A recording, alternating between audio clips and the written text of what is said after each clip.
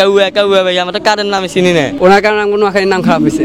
আমাদের হাউন আঙ্কেল। ও নারায়ণগঞ্জে যখন ছিল তখন অনেক সন্ত্রাসীর গডফাদার ছিল। ভাতের হোটেল ডিবি হারুন সেই সময়কার একজন প্রশাসনিক কর্মকর্তার ছবি দিয়ে কিন্তু এটি বানানো হয়েছে। মূলত তিনি খাচ্ছে এবং এখানে লেখা রয়েছে তোর দাওয়াত আমার হোটেলে।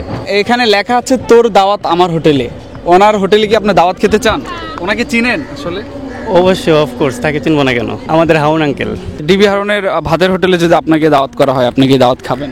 না, কখনোই খাবো না। সবকিছু ওরা জোর জুলুম করে, জবরদস্তি করে মানুষের উপর অত্যাচার জুলুম চালানোর, তো ওদের এখানে খাওয়াটা সম্পূর্ণ হারাম। হাউন আঙ্কেলের ভাতের হোটেল দেখছি। সেই হোটেলে দাওয়াত খাওয়ার সুযোগ হয়েছে কখনো? না, আমার সুযোগ হয়নি, আর সুযোগ হলেও আমি যেতাম না। ও ছিল একটা সন্ত্রাসী। আমার বাসা নারায়ণগঞ্জে। ও নারায়ণগঞ্জে যখন ছিল তখন অনেক সন্ত্রাসীর গডফাদার ছিল। ওনাকে চিনেন আসলে? হইছে কাউয়া কাদের, তার জন্য চিনি। ওনার কোনো ডায়লগ পারেন আপনি? না পারেন না। ওনাকে কি চিনেন আসলে? হ্যাঁ চিনি। ওনার নাম কি? ওর নাম হলো কাউয়া কাদের। উনি বর্তমানে পলাতক। উনি একজন রাজনীতিবিদ। 17-18 বছর তারা দুর্নীতি করে সারা দেশটাকে লুটে পেটে খেয়ে চলে গেছে। কাউয়া কাউয়া ভাই আমরা কারের নামে চিনি না। আচ্ছা, আমার এলাকার তো কোম্পানিগঞ্জে বাটপার। এখন আর যদি ভালো হইতো আর তো বাংলাদেশে থাকতো। এখন তো বিদেশ পালাইতো না হাসিনার সাথে, বুঝেন নাই? বান্ডেল থাকলে প্রতি সেনমানিতে টাকা বাঁচবে।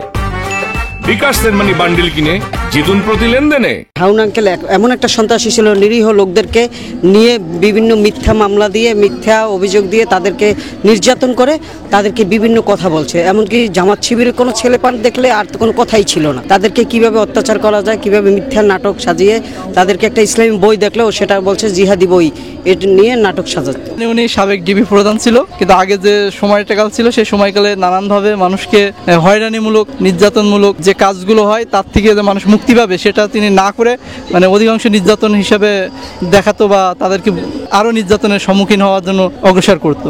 উনি তো সবার কাছে কেউ কথা, আমাদের কাছে কি হবে? আর ওনার জন্য আমাদের নোয়াখালীর নাম খারাপ করে দিছে। আমগো নোয়াখালীর নলা, আমগো নোয়াখালী অনেক ভালো একটা জায়গা।